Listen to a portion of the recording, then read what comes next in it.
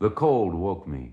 The song was gone then, or was resting so quietly on the wind I could no longer hear it. There were only a few of the people left, working there among the ledges, and the tide coming, the water was up around the keels of the boats.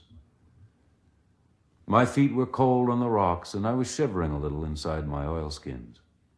I thought about a cup of tea and the quiet sounds of the house and the rocks. I got up slowly, so not to disturb the ones working there, and went back along the half-tide ledge toward the house. I stood looking at it for a moment, thinking that it still didn't look bad without the mast.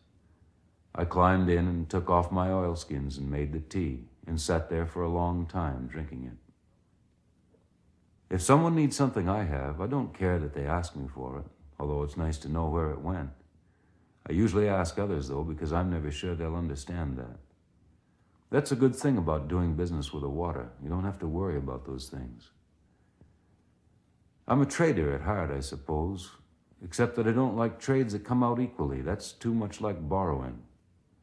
I'd rather trade a strong hand for a patient ear, or a story for a meal, anything that keeps things turning over. That's another nice thing about doing business with the water. While for everything that's gone, there's something given. What you give and what you get are different, and that's good.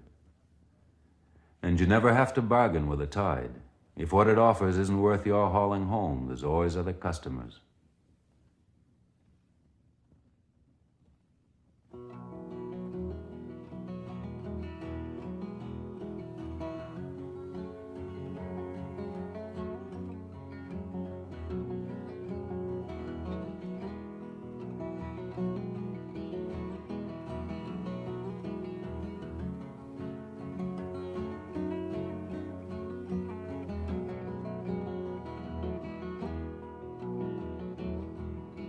You set your clock by the tide.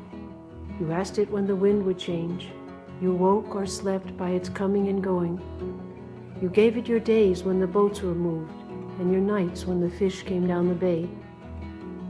You'd awake on a day whose name you forgot, but you'd always know the state of the tide and how far it would come or go. You measured your sleep and your work and your ways by the ways of the tide. It dogged your watches and kept you content.